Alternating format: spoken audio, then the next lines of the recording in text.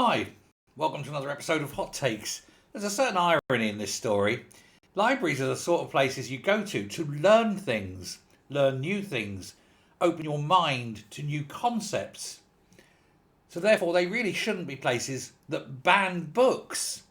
Kind of goes against the actual ethos of a library, doesn't it? Oh, we don't want that book in here. That's the wrong sort of book.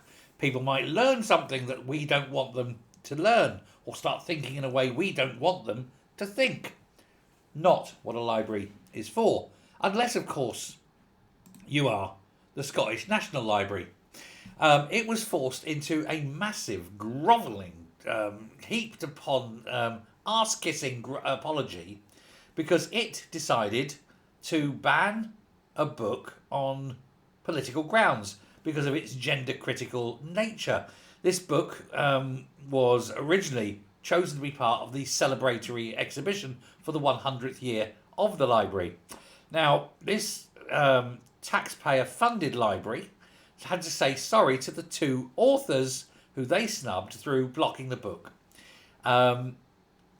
even though it was chosen by members of the public. But there was a couple of trans activist staff who go, oh no, we've got to ban this book because we disagree with it fundamentally, because it's saying that men are men and women are women, and men like us who pretend to be women aren't men, we're women. But they're saying, no, and off they go. Couldn't handle it. So the little steam engine went and boom. And so now, Amina Shah, who is the head of the library, presumably not English speaking library, I don't know, but it seems odd. There we go. That she's had to make an apology. And another guy with the most wonderful name, the chairman of the National Library, Sir Drummond Bone. I mean, honestly, it sounds like something out of Dickens, doesn't it? Sir Drummond Bone.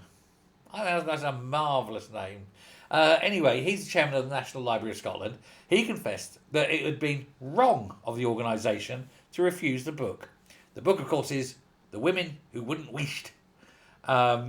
And it was voted in by readers, but even then, they said no, you can't have it. And it's account of the Women Won't Wheesht organisation, who are the feminist campaigners who basically railed and campaigned tirelessly against Nicola Sturgeon and her dreadful self-ID bill, which eventually died a death because, common sense.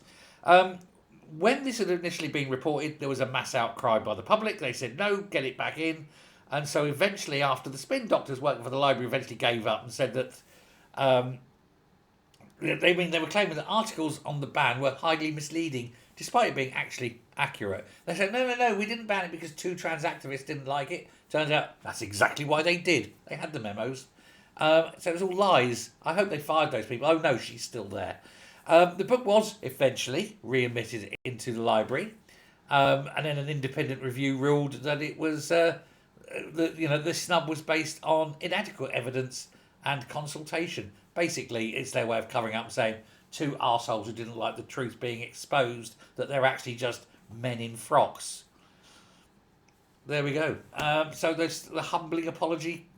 Out it came, and Women Won't Wheesht are happy. Their book, The Women Who Wouldn't Wheesht, is still there, and advise people to read it. Even if you disagree with it, even if it doesn't mean anything to you, it doesn't matter. Read it, just simply to annoy Nicola Sturgeon.